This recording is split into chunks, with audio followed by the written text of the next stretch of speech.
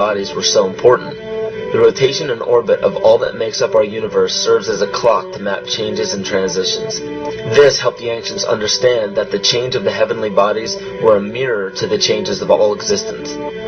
December 21st, 2012 is simply a natural transition from one form of energy to the next, the transcendental evolution of man. This date is what's known as 0 point. Our sun, as well as our planet Earth, is losing its magnetic field as the Earth is slowing in its rotation. All the while, its base resonant frequency, also known as the Schumann cavity resonance, is increasing in accordance with the predictable sequence of the Fibonacci theory. At a cellular level, our bodies respond to an electromagnetic pulse. The ancients called this the sacred circuit. The cells receive this pulse from the brain, which receives its pulse from the heart, which receives its pulse from the earth. This pulse comes from the solar system, which from there comes from the galaxy, which ultimately comes from our entire universe. We literally share a pulse with all of existence. Yet another example of everything being one. For as long as scientists have been recording the Earth's pulse, it has remained at approximately 7.8 cycles per second. This was a constant fixed number until 1986 into 1987. It rapidly began increasing to about 9 cycles per second in 1996. So in one decade, it increased by about 2 cycles per second. By 2012, this pulse will be right around 13 cycles per second, just as the Fibonacci theory indicates. What does this mean for humanity? Just as cymatics has shown that higher frequencies result in more complex patterns, we are now experiencing the beginning of a major shift in both physical and spiritual vibration. It's difficult to understand what exactly will happen to our physical bodies, but ancient scriptures, pagan and monotheistic religions, mystery schools, and secret fraternal orders have all given indications as to what this experience will be like.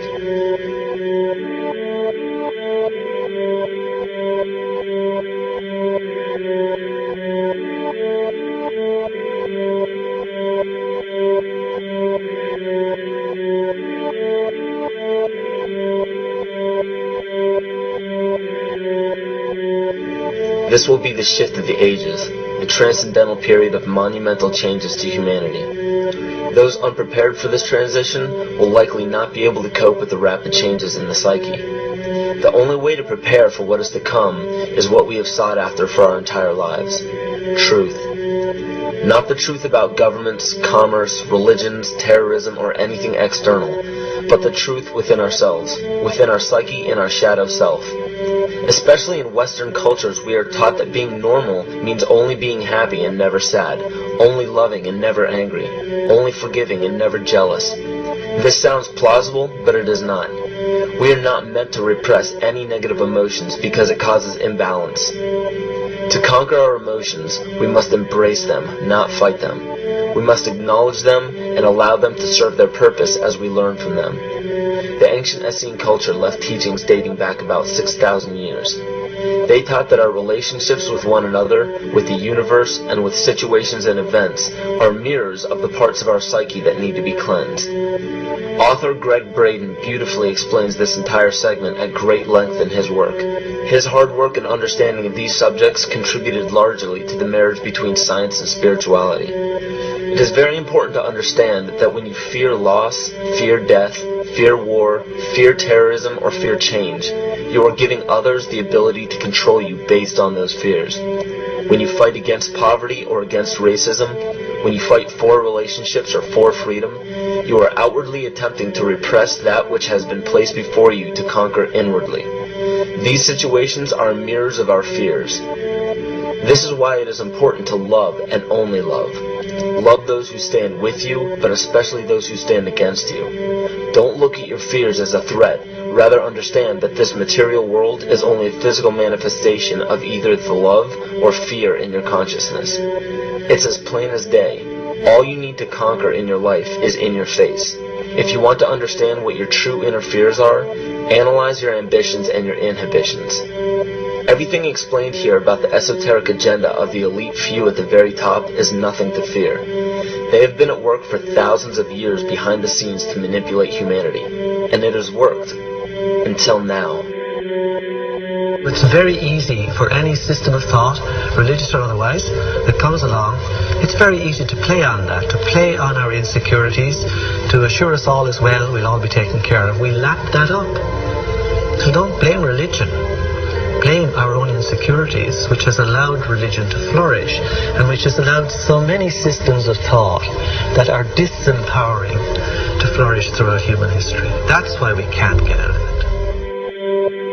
Ron Sankley, Department Chairman, Chemistry, University of California, Berkeley, showed that DNA acts as an antenna for cellular upregulation.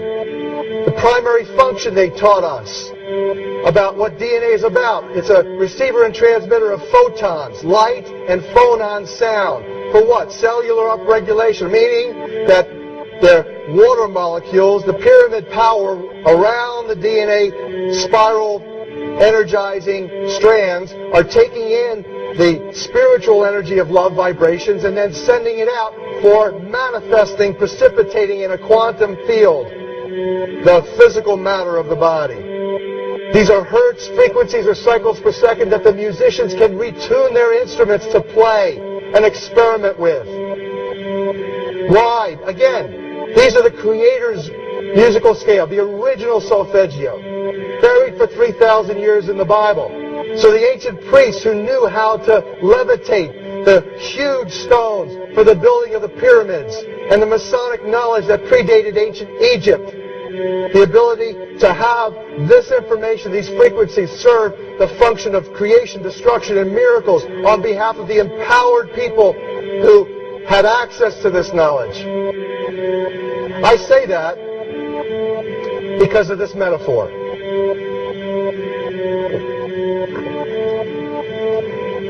This is the difference between the power of our Creator and anything else, particularly evil.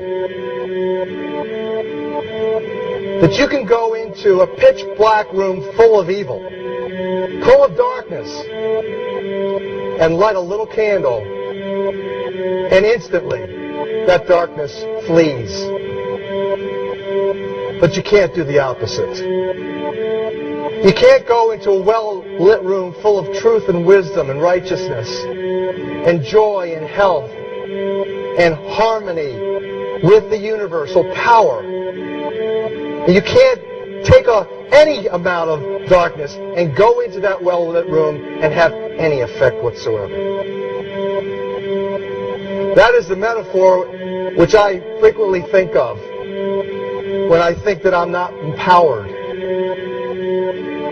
It is the greatest lesson for me, and I think for everybody else, to know that we're on the winning side and that we win in the end. As you are watching this, understand that it is not a fight to be fought. It is not a war to be waged. No gun rights have to be exercised. Not a finger has to be lifted. Most people wonder how one person can make a difference. They ask that if all this is so simple and this information is available, why hasn't someone else conquered their fears and changed the world for everyone else? This is the most difficult and beautiful conundrum to our lives. Your reality affects you and only you. Your curiosity has led you to this genre of information to serve a very specific purpose in your life. To understand visually how the universe is truly a hologram, a math professor at Yale University developed a formula that is plugged into a computer program. Named after him, the Mandelbrot set shows a seemingly disorganized pattern. But no matter how far you zoom into the design, you will always find the same pattern within the whole pattern. Each fractal, broken down infinitely, will always reflect the whole.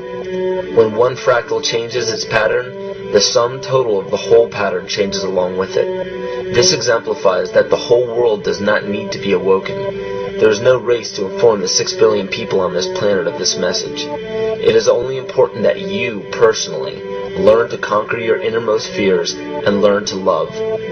When you see your fears for what they are and master your emotions, then, and only then, will you truly be free.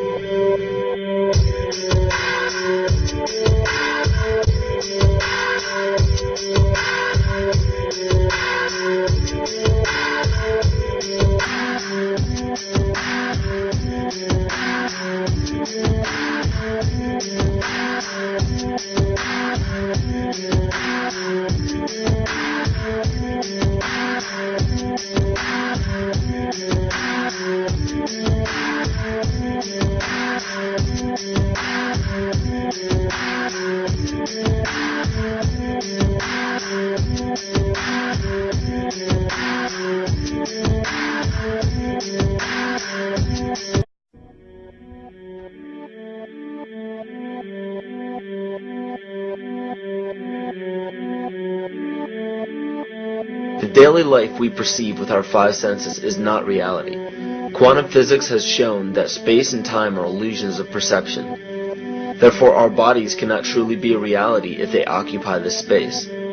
Ernest Rutherford performed an experiment in Manchester that revealed to him the shape of the interior of an atom. Scientists were shocked to discover that the atom is almost entirely empty space. The question then became, how could this empty atom possibly make the solid world around us? Our true consciousness does not exist in our brains or in our bodies. But this illusion of our individual bodies, along with the misinformation of our true origins, has manifested the idea that we all think independently from one another. With this misunderstanding, it would seem impossible to scientifically explain telepathy, clairvoyance, spiritual mediums, and other phenomena dealing with transferring information between sources without physical means of communication. But when you understand that there is a common spiritual bond between all things in the universe, and that we are all part of one divine intelligence, no phenomena is unexplainable. This simple understanding fills all the holes in modern religions. It explains reincarnation, déjà vu, predictions of the future, and literally every event, occurrence, or anomaly ever experienced. The blank matter within the most basic building blocks of perceivable existence is malleable and molded by intent. This means that consciousness shapes our reality. This seems difficult to accept for most, and it is quite understandable. In modern times, we are taught from an early age how to think rationally and tangibly. This is a very left-brain method of education, and it has more harmful effects than it's given credit for. The left brain deals with logic, details, facts, patterns, practicality, science, and math, as the right brain deals with feeling, intuition, symbols, images, risk-taking, philosophy, and religion. With a deliberate push for government-controlled educational curriculums, generation after generation of the youth are being taught to focus only on the facts, figures, and numbers. Repetition is used to train children subconsciously to accept what they're learning. Children aren't rewarded for questioning the validity of the information they receive. They are ridiculed. However, the children who blindly accept the information as true and merely regurgitate the information on command when it is time to take a test, those children go on to become the decision makers in our government, law, medicine, business, and every other occupation with power and prestige. The most detrimental effect of being pushed away from holistic thinking with the full brain into a strictly left brain thought is what is known as the suppression of the feminine. Every male and female have both feminine and masculine qualities. It has nothing to do with man or woman. These are represented by the left and right brain, yin and yang, black and white, light and dark, and most every other duality. Both are vital to our spiritual and physical health. In ancient Egypt, the female was the rightful heir to the throne. The male she chose to marry became pharaoh. This depicted the goddess tradition that has been destroyed to make way for a patriarchal, male-dominated society we see enforced in every major denomination.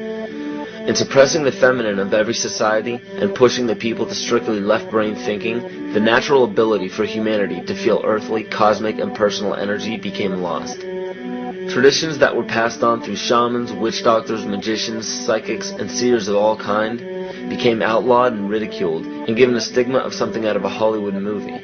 Every religion explains that we are children of God and have godliness inside of us. If you erase the anthropomorphized God and understand that God is nothing more than the spiritual web that connects all things, all religious scriptures begin to make much more sense. Our bodies are merely vessels to contain our spirit, to gather experience for the divine mind. This is how evolution is possible. It is scientifically proven that all species are evolving into more complex beings. Innate knowledge or racial memory within all species is the understanding of newborns of all kinds to automatically know specific details and traits that the mother does not have to teach them. Therefore, innate knowledge helps every species naturally evolve towards more complex organisms. Lyle Watson claims that it was a Japanese scientist who observed the 100th monkey effect in 1952. In this observation, he discovered that a certain portion or percentage of monkeys learned or developed a new trait, the knowledge became an innate ability in that species. This is further testimony to a collective consciousness among species.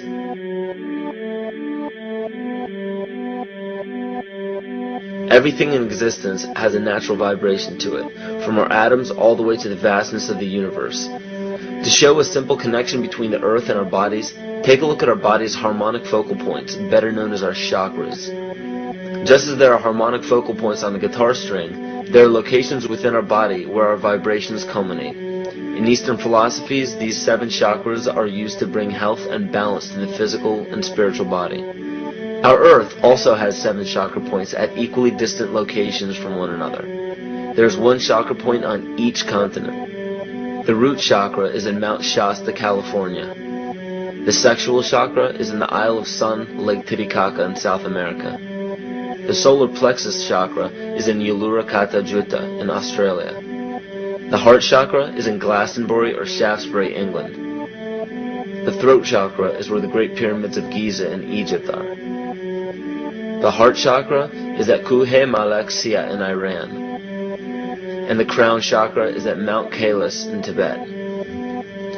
Scientifically, this is explained because at the core of our Earth, there is a molten iron crystal that resonates at approximately 7 Hertz. There are energy vortexes all over the Earth where electromagnetic energy emanates. There are also several vile vortices surrounding the equator where strange anomalies occur, such as radio and compass malfunctions, as well as plane and ship disappearances. You may have heard of a few of these. So the intangible parts of our existence, such as emotions, are part of the true reality of higher consciousness. If emotions are part of a realm that we cannot experience with our 5 senses, then how is it that we are all aware of our emotions? What most people believe to be emotions are not truly the emotion itself. What we are experiencing is the physical manifestation of these emotions. Anger causes disturbance in the psyche, which manifests itself in the ego. These manifestations cause the heart rate to increase, body temperature to rise, and spawn many other physical traits that signify anger. Just as music from the radio is a physical manifestation of an intangible signal, our experience of emotion is the physical manifestation of an intangible signal as well. It has been shown that our emotions have a vibratory frequency to them. Furthermore, there are only 2 emotions that humankind experiences: fear and love. All other emotions branch either directly or indirectly from these 2 emotions. Fear has a long and slow frequency vibration to it, while love has a very rapid and high frequency. To show that vibration is the very foundation of existence, Hans Jene developed what is known as cymatics in the 1940s to show that when vibrations of sound are passed through a form of media, there is a set pattern that will follow. When the frequency increases, the media develops into a more complex pattern. This is precisely what is happening to our Earth and to humanity. There are 64 possible codes of amino acids in our DNA structure made from 4 elements: carbon, oxygen, hydrogen, and nitrogen. By any means of logic, we should have all 64 codes activated within our DNA structure. Yet we presently only have 20 active codes. And of these 64 possibilities, it appears that only 20 of these codes are turned on right now for us, the 20 amino acids. There is a switch that turns off and turns on where those coding sites lie, and that the switch for that turning off and turning on is what we call emotion. And this is the first time that we've ever seen the patterns of emotion directly physically linked to human genetic material. Well, fear is a long, slow wave of emotion. So this wave of fear is a long, slow wave and touches relatively few sites on this DNA. So an individual living in fear is limited to the number of antennae that they have available to them, whereas an individual living in the pattern of love, this is love. In DNA, you can see it's a higher frequency, shorter wavelength. We have many more potential sites for coding along that genetic pattern. This information, this is amazing. This is the first time we've ever had a hard digital link between emotion and genetics. This is important to understand because another researcher named Vladimir Popanov measured tiny particles of light called photons inside a vacuum tube. The photons were scattered as expected. A sample of DNA was then entered into the vacuum tube and they measured the photons again. They found that the particles of light aligned themselves along the axis of the DNA. Then, as they removed the DNA sample, the photons remained aligned to the same form of the DNA even though no DNA was present. This is what is known as the phantom DNA experiment. Science has now bridged a very important gap between physical and ethereal, or spiritual. Our emotions directly affect the structure of our DNA, which directly shapes the physical world we experience every day. So the messages left by the ancients that we've explained here were more than just prophecies about a one-world government or a new world order. We now understand why the study of the heavenly bodies were so important. The rotation and orbit of all that makes up our universe serves as a clock to map changes and transitions. Bodies were so important. The rotation and orbit of all that makes up our universe serves as a clock to map changes and transitions. This helped the ancients understand that the change of the heavenly bodies were a mirror to the changes of all existence. December 21st, 2012 is simply a natural transition from one form of energy to the next, the transcendental evolution of man. This date is what's known as 0 point. Our sun, as well as our planet Earth, cycles per second in 1996. So in one decade, it increased by about 2 cycles per second. By 2012, this pulse will be right around 13 cycles per second, just as the Fibonacci theory indicates. What does this mean for humanity? Just as cymatics has shown that higher frequencies result in more complex patterns, we are now experiencing the beginning of a major shift in both physical and spiritual vibration. It's difficult to understand what exactly from the solar system, which from there comes from the galaxy, which ultimately comes from our entire universe. We literally share a pulse with all of existence. Yet another example of everything being one. For as long as scientists have been recording the Earth's pulse, it has remained at approximately 7.8 cycles per second. This was a constant fixed number until 1986 into 1987. It rapidly began increasing to about 9 as losing its magnetic field as the Earth is slowing in its rotation. All the while, its base resonant frequency, also known as the Schumann cavity resonance, is increasing in accordance with the predictable sequence of the Fibonacci theory. At a cellular level, our bodies respond to an electromagnetic pulse. The ancients called this the sacred circuit. The cells receive this pulse from the brain, which receives its pulse from the heart, which receives its pulse from the earth. This pulse comes will happen to our physical bodies, but ancient scriptures, pagan and monotheistic religions, mystery schools, and secret fraternal orders have all given indications as to what this experience will be like.